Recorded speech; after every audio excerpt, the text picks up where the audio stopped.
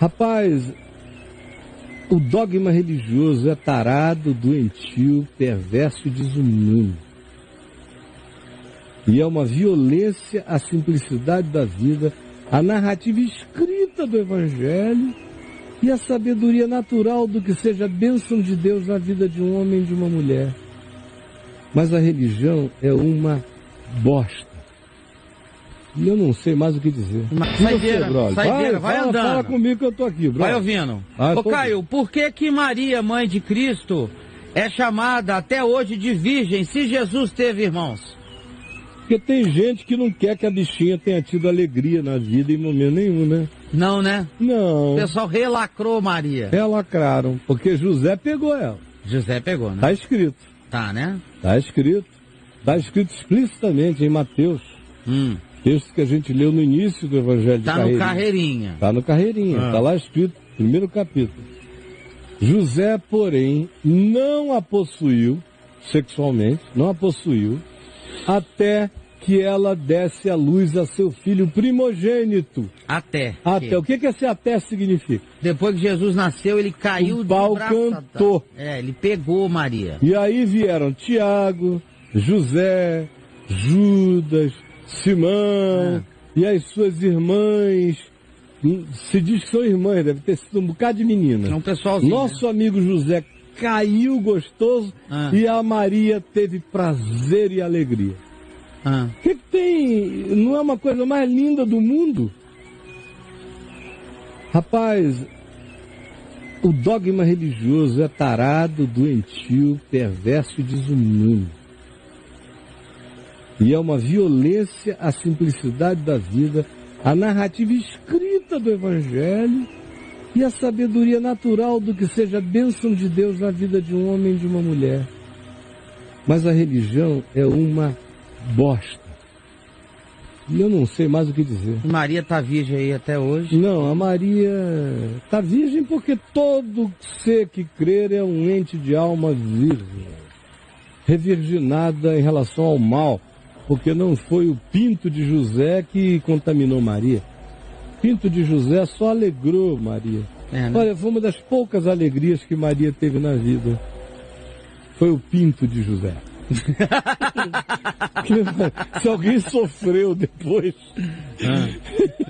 andando atrás daquele filho, que ela chegou a perder a cabeça.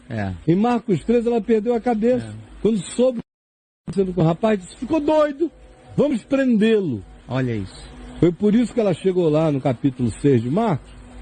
E aí disseram, tua mãe tá lá fora, tá zangada, aquela coisa. Aí Jesus disse, minha mãe, ela disse pro senhor lá fora que ela quer falar. Jesus sabia qual era o clima. Falou, vou dar uma educada nela. Olhando em volta para todos, disse, o quê? Minha mãe, meus irmãos estão lá fora e ordenam que eu saia? Quem é minha mãe? Quem são os meus irmãos? E olhando nos olhos de cada um dos presentes, disse, eis minha mãe, eis minha irmã, eis meu irmão, eis minha mãe, porque minha mãe, meus irmãos e irmãs são todos e apenas aqueles que fazem a vontade do meu Pai que está nos céus. Ela seguia até a cruz.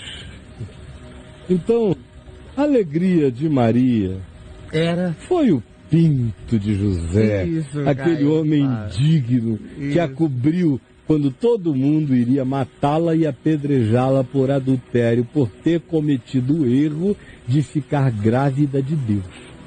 Que coisa mais imoral, né? Estou grávida de Deus. E tem como explicar essa história? Deus violou um princípio elementar da cartorialidade e da legalidade humana e engravidou uma virgem sem pedir licença para ninguém. E a mulher já estava desposada e casada.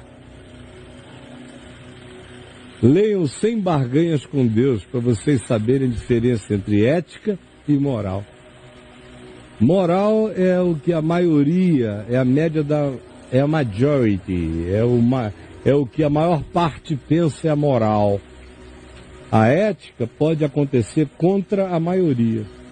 A ética é o que faz sentido à natureza da vida. É o que constrói um telhado para que a vida aconteça sob tal proteção. Então você não encontra moral no Evangelho, você encontra o tempo todo ética no Evangelho. Assim como você não vê Jesus dar um conselho moral. Todos os conselhos que Jesus dá têm a ver com ética, com a preservação da vida e não com a opinião pública. Beleza demais, Caio. Vamos lá. Caio, ontem você falou da questão de Maria, uma amiga nossa aqui escreveu, que ela vem do catolicismo, e ela fala dessa questão das aparições, fala da figura de Maria. Você falou de como que Maria se desenvolveu, como que Maria surge com essa coisa que a Igreja Católica trabalha em cima dela. Tem a Maria histórica, que é do tamanho da narrativa do Evangelho. E só. E tem a Maria imaginária, a Maria arquetípica que foi crescendo na construção da cristandade. Começou lá atrás, no cristianismo constantiniano, ela veio crescendo. No período dos primeiros 1000 anos, chamado de Idade das Trevas, aí começou aquela especulação, muita especulação sobre Maria e uma espécie de folk religion a respeito de Maria, ou seja, de religião popular da Maria como invocação supersticiosa, mas tomou conta de todo mundo, mas não era oficial na Igreja Católica. Até quando a gente chegou na Idade Média, como eu disse ontem, com a paixão que a Reforma Protestante gerou, e a Reforma Protestante gritava o nome de Jesus apaixonadamente, a Igreja Católica ficou sem grito de paixão. E Jesus não servia mais, porque a Igreja Católica lutou contra o Jesus no protestantismo, do protestantismo. Então ela se esvaziou de Jesus no protestantismo. Ela se esvazia. Aí ela precisou de uma paixão. E devagar, a Maria foi crescendo de novo, até que no século XVII ela ganhou oficialidade canônica, dogmática na Igreja Católica. Foi isso que eu disse ontem. Isso. Mas eu não falei, e depois vendo a reprise, eu falei, ai meu Deus, eu falei tanto sobre o processo, que não falei sobre as aparições. As aparições em si, né? Que ela perguntou. E as aparições, eu toquei nelas rapidamente quando eu falei nas pastorinhas de Fátima, essa coisa assim. Essas aparições, eu te diria, minha filha, que quase que inteiramente elas são mentais, são projeções mentais. E acho que as públicas, todas elas caem no campo de parecia, era uma nuvem, era um reflexo, era uma interpretação pré-condicionada. Agora, a sua pergunta de ontem, se eu não estou enganado, é se era anjo, se era demônio. Você quer que eu leia? Leia, por favor. Sim, claro. Ela fala assim, o que são, na verdade, as aparições de Maria? Demônios, ela mesma por uma graça concedida, anjo em forma dela? Não quero anjos, não. Ela mesma, não. O que mais? Demônios? Anjo em forma dela, em forma de Maria? Não. Maria mesma? Não. Não. Demônio em forma de Maria? Não sei. Eu só sei o seguinte, que no mundo espiritual a gente deve tomar cuidado com tudo que não seja evangelho. E pelo evangelho, Maria não apareceria a mim, tanto quanto Pedro, nem Paulo, nem ninguém. Sim. Pelo evangelho, não. Pelo evangelho. Então, sinceramente, o meu coração está tão cheio de Cristo, que nenhuma Maria apareceria a mim, e se aparecesse eu mandava sair em nome de Jesus. Não faz parte do meu elenco invocatório, e Maria não é um anjo. E um anjo não é um... Se eu admitisse que anjos são seres humanos que voltaram para falar, eu estava admitindo reencarnação ou estaria admitindo mediunidade. E o Evangelho não me autoriza a admitir nenhuma das duas coisas. Em Jesus não há mediunidade e não há reencarnação. Pois aos homens está destinado viverem somente uma vez, vindo depois disso, e morrerem somente uma vez, vindo depois disso o juízo. Isso é explícito. Aí ela fala de Jesus também no final da pergunta, cara. Ela fala assim, mas e Jesus? Eu sei que ele pode vir a qualquer um. E as aparições dele, como a do Sagrado Coração? Jesus é Deus. O que pensar? Jesus é Deus. Jesus ressuscitou dos mortos. Ele pode se manifestar a quem quer, como quer, onde queira e da forma que queira. Essa é uma outra coisa que ninguém admite, que Jesus está se manifestando todo dia de muitos modos. Não foi ele que disse? Que ele pode ter cara de mendigo, ter cara de estrangeiro, ter cara de abandonado, ter cara de faminto, de sedento. Que a verdadeira manifestação de Cristo todo dia é no meu próximo, necessitado. Que é onde eu devo ir ao encontro explícito dele. Ao invés de ficar pedindo uma aparição. O cara fica pedindo uma aparição de Jesus, está fugindo da realidade do Evangelho, porque a aparição de Jesus no Evangelho é o meu próximo. É o meu próximo. O Sadhu Sundar Singh teve uma visão de Jesus no século XIX, quando ele se converteu lá na Índia, no Punjab. Ele teve uma visão de Jesus, ele viu os pés iluminados no quarto dele, ele caiu arrebentado de quebrantamento, não conseguia erguer os olhos. Aí você diz, o que foi aquilo? Foi uma manifestação subjetiva. Se tivesse provavelmente câmeras lá, como hoje em dia, ninguém ia ver nada. Só ia ver um homem caído no chão, chorando. Muito provavelmente não tivesse nada acontecendo, foi sozinho, num quarto, totalmente subjetivo. Não foi como a ressurreição de Jesus, que a ressurreição de Jesus, as narrativas, praticamente todas elas, com exceção de 3, as demais todas, tem muita gente junta. Tem no mínimo 7, no mínimo 13, 12, no mínimo 120. Paulo diz em 1 Coríntios 15 que uma dessas aparições teve 500 pessoas simultaneamente vendo, conversando e testemunhavam a relação que todas elas tiveram, não uma por uma, mas coletivamente. Aí é outro departamento de comprovação, de demonstração e de relação, sem falar que Jesus não é Maria, Jesus é Deus, que ressuscitou dentre os mortos. E Maria querida Maria, mas o mais é a invenção. E aonde que Damasco encaixa, Caio? Aonde? Paulo, no caminho de Damasco. Igualzinho a mim, na Assembleia de Deus, em Manaus. Pulou com os 2 peitos no meu pé. Mas mesmo lá, Paulo. Sim, vamos lá. O que aconteceu? Alguém viu Jesus ali? Ninguém. O texto de Atos diz, uma nuvem luminosa os envolveu. Eles chegaram a ver que tinha algo estranho, alienígena, uma luz. O sol a pino e de repente algo ficou mais claro que o sol. A realidade foi iluminada de dentro para fora. Foi o que eles viram. Uma narrativa externa. Ok. Eles viram, os observadores. E Paulo ouviu uma voz falando com ele em hebraico. Saulo, Saulo, por que me persegue? Os outros viram a luz e sentiam que tinha um rumor incompreensível, mas era um rumor indiscernível. Se fosse hoje com câmeras, a gente iria ver provavelmente uma alteração de radiação acontecendo em um eco indiscernível, que para Paulo era hebraico, compreensível, e a luz era tão real e tão forte que o cegou objetivamente. Mas não cegou a mais ninguém ali, só ele. Então, você acessa isso pela fé. Porque qualquer um outro cara pode ler aquilo e dizer, não, pode ter sido um fenômeno qualquer, pisou num ponto de um vértice de radiação, eu já havia culpado. Eu tenho 1 trilhão de explicações para fazer de Paulo só um cara que experimentou um fenômeno psíquico e natural. Foi o que aconteceu? Eu creio que não. Eu creio que ele foi atropelado mesmo pela graça de Deus, embora o fenômeno psicológico que tomava conta da mente dele seja inegável, que estava presente. Eu já preguei sobre isso 1 trilhão de vezes. Sobre o que deveria estar na cabeça de Paulo, e com elementos bem substanciosos para provar o latejamento angustioso dele, anterior àquele encontro. E ele mesmo, Paulo, dá evidências disso, do estado mental no qual ele estava antes daquela experiência. Normal. Ninguém sai matando gente, prendendo gente, torturando gente. Claro. Por aí afora, incolumemente, a menos que seja um Hitler de alma. Um sociopata total. Não era o caso de Paulo. Não era o caso dele. Mas e aí, Braulio? Então Maria está resolvida. Tá, eu espero que sim, né? Vamos lá. Texto aí que, em geral, a Igreja Católica tenta erigir essa ideia da Maria, Mãe de Deus, Maria medianeira, Maria intercessora, Maria corredentora. Tudo isso é apenas uma absorção sincrética de cultos romanos do século IV. Nunca existiram antes. O evangelho pregado por Jesus e vivido pelos discípulos foi até o meio do século IV sem saber de nada disso.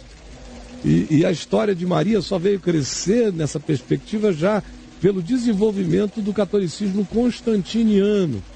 Porque não tem nada no Novo Testamento que indique isso. Não houve um apóstolo que tenha tratado Maria assim. Todo mundo tratou Maria com naturalidade, até os filhos dela que ela teve. Porque Mateus diz que Jesus foi o seu filho primogênito. Lê lá em Mateus no capítulo 1. E que ela não deu à luz a nenhum, não engravidou, não teve relações sexuais, portanto, com José, até que tivesse dado à luz ao seu filho primogênito. Depois ela teve uma quantidade grande de filhos. Nós Conhecemos os nomes deles, dos irmãos, das irmãs, inclusive de Tiago, que foi o apóstolo da igreja de Jerusalém, e Judas, que escreve o evangelho, que você chama de Judas, leia aqui com o nome de Judas, é irmão de Jesus. E você vê que nenhum deles, não há uma única menção, nem neles, nem em Paulo, nem em Pedro, nem no evangelho, nada que coloque Maria nesse lugar medianeiro, ao contrário.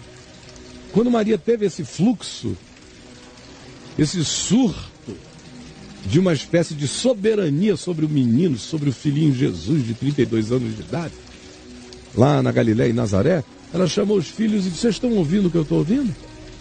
Que ele não para nem para comer, nem para beber, nem para dormir, são multidões que ele atende. Vamos até onde ele está e vamos prendê-lo. Leia aqui, Evangelho de Marcos, capítulo 3, leia, por favor, Messi. Vamos prendê-lo. Porque diziam, ele está louco, está fora de si. Isso era Maria avaliando Jesus, você entendeu? Aí foram até lá. Quando chegaram, a narrativa já encontra sua sequência no capítulo 6, porque tem umas histórias do que aconteceu nos interstícios, entre mentes aconteceram certas coisas, até que ela chega com os irmãos. E Jesus está dentro de uma casa, pregando. Aí ela manda um recado lá de fora. Vai lá dentro e diz para esses que estão ouvindo aí, Jesus, esse rabi, que a mãe dele e os irmãos dele estão aqui fora, mandando ele vir aqui que a gente quer falar com ele. Foi assim que ela chamou.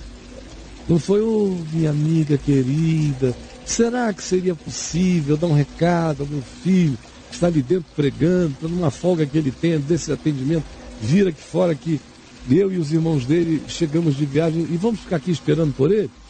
Se ela tivesse falado isso, Jesus não teria tido a reação que teve. Mas porque ela mandou, ela saiu para prender, dizendo que o garoto estava doido, levou os irmãos todos para prenderem o primogênito. E mandou um recado à altura do que ela foi fazer, com a veemência do que ela foi realizar. E olha só como foi assim. Você entende que foi assim pela resposta que Jesus deu. Quando falaram isso lá dentro, ele ouviu a energia do negócio. Ele falou o quê? Ele disse, não é a tua mãe, teus irmãos estão aí mandando você ir lá para fora que querem falar contigo. Ele disse, minha mãe e meus irmãos? Quem são? Quem é a minha mãe? Quem são os meus irmãos? Lá fora? Não.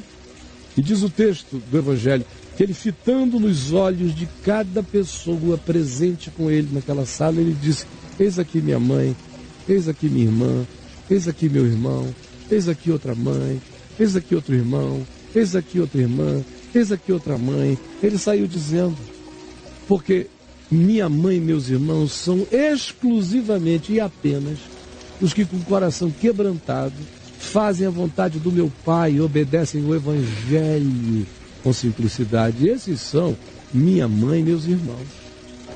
Como é que você consegue fazer Maria virar deusa de Deus, a não ser apelando para os cultos romanos? Para as deusas iguaizinhas a Maria no Império Romano, no mundo egípcio, no mundo persa, no mundo grego. Foi um grande sincretismo. Coitada da Maria, não tem nada a ver com isso. E ali na cruz, o que Jesus estava dizendo? Só o que Jesus estava dizendo, não tem nenhum mistério, não. O que Jesus estava dizendo é, João, e estava mostrando que a cruz transcende a sangue, DNA, um monte de coisa, porque não faltavam filhos e filhas a Maria, biologicamente falando. Mas ele discerniu que tinha uma ligação, um liame. O conceito de família de Jesus era diferente do conceito do Congresso aqui nacional. O conceito de família de Jesus era outro. Família é quem se gosta e se trata bem, não é quem tem o mesmo DNA. Casamento é quem se casa. E em se casando, a coisa conjuga, casa é verdade, une mesmo em amor. O que não une em amor, tanto faz. Quem casou com quem, não é casamento. O conceito de família em Jesus é escolha. Não é karma genético que determina isso, é escolha. Cada vez mais a gente nasce dentro de uma família de DNA e à medida em que o tempo vai passando, a gente vai construindo famílias de afeto também. Quando a gente tem essa segurança e quando a gente não é filho do culto, a consanguineidade limitante ao Deus DNA da existência. Então, como Jesus não tratava o conceito de família como o Congresso trata, ou a maioria de vocês imagina, ele disse a João, eis aí a tua mãe. E disse a ela: eis aí o teu filho. Daquele dia em diante, João a levou para casa. Cuidou dela até que ela morreu, João morreu, cuidou dela até o fim. Agora, João não ergueu uma torre para adorar Maria, não há um culto, não há uma referência no Evangelho, do Evangelho de João, a qualquer coisa sobrenatural de Maria, nem nas cartas dele, nem em lugar nenhum. De modo, minha querida, que isso é só uma construção sincrética do catolicismo romano, mas não passa de uma produção que não tem nada a ver com o Evangelho, que não agrega valor, que é o contrário. Cria uma mentalidade de uma afetuosidade espiritual familiar, mas muito básica, muito bobinha, que eu compreendo pela limitação psicológica e espiritual das pessoas. Mas em relação a alguém que queira ter um entendimento real do Evangelho, é algo que não pode nem constar, porque é de uma tolice total. E eu sei que todo teólogo católico concorda comigo. O Papa Francisco, me ouvindo, concordaria comigo, só nós dois conversando. Mas ele não diz tudo que ele crê. Ele tem que dizer um monte de coisas que a igreja determinou que tem que ser cridas. Então ele diz assim umas 2, 3 que ele crê e reafirma umas 6, 7 que fazem parte de um pacotão no qual ele nem sempre crê. Mas é assim que ele vai sobrevivendo. Quem tem um mínimo de conhecimento da Escritura não pensa diferente. Você acha que o Leonardo Boff se ajoelha em casa e ora para Maria? Se ele ainda ora, quando ele se ajoelha, ele fala com Jesus. Ninguém que tenha um pouco de inteligência espiritual e compreensão do Novo Testamento pensa em Maria com essas categorias de deusa grega, romana, daqueles paganismos da sociedade do quarto século que foram gradativamente sendo absorvidos nesses credos de cruz-credo criados pelo cristianismo divorciado do Evangelho. Tá bom, Mércia? Vamos aqui, venha com os seus filhinhos, Gabriel, a sua filha, sempre. Eu quero ter o prazer de continuar sabendo de vocês. Deus abençoe vocês. Amém.